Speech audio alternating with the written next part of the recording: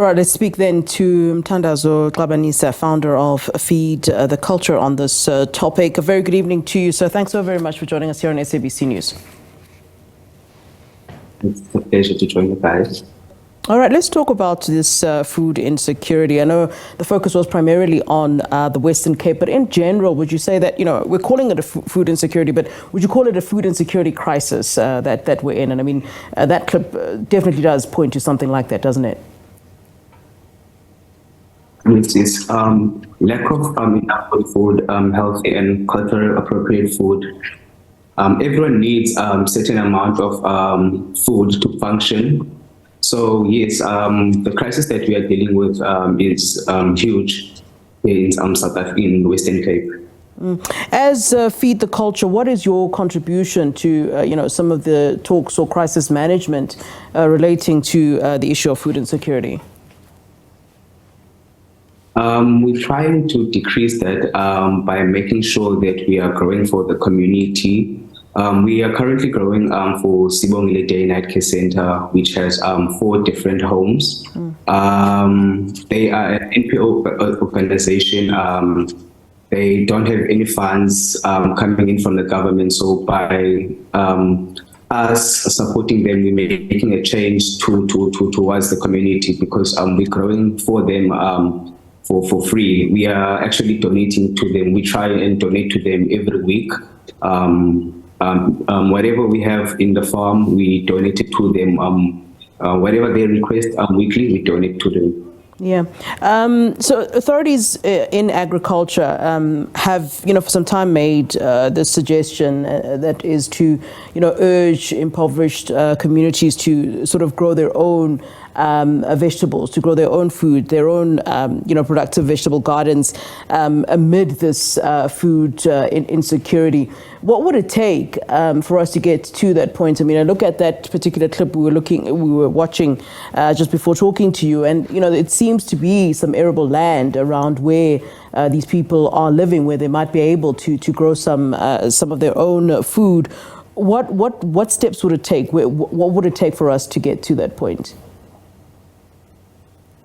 We are already one step ahead of that. We try and engage with children from primary schools to come to the garden and do composting. They also start planting seeds. So we're trying to involve youth. So I would say that schools should involve more agriculture skills to provide more agricultural skills to the children, so that when they in the streets or in their households trying to plant, children mustn't make fun of them, thinking agriculture is not a cool thing, so if they can maybe try and involve it in the schools, not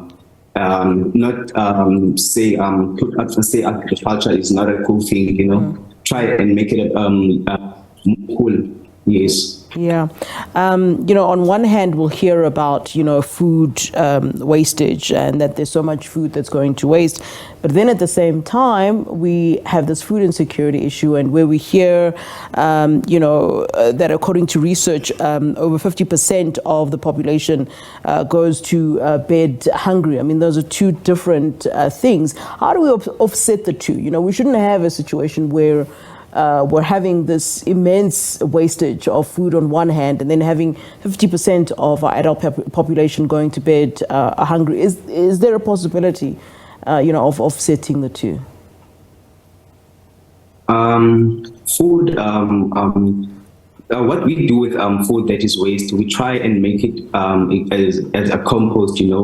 So we bring it back to the garden. So I think people should make a way that they have like 5 liters, that when food gets wasted, they throw it back to the 5 liters and maybe donate it to the community gardens, because as community gardens, we need the food that gets wasted or that is old, we need it to make it compost. So we try by all means in agriculture to not waste, Yeah, and then we also got a report, where the agriculture sector was pointing to factors like COVID-19, and the impact of the war in Ukraine and some of the issues that are contributing to this food insecurity that we're experiencing. Would you say that is indeed valid?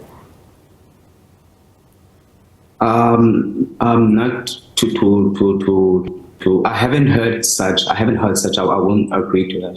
All right. Okay. Thanks very much to you, Mthandazo. Xabanisa is the founder of Feed the Culture. They're talking to us about food insecurity in the country. Of course, the focus, though, today was on the Western Cape.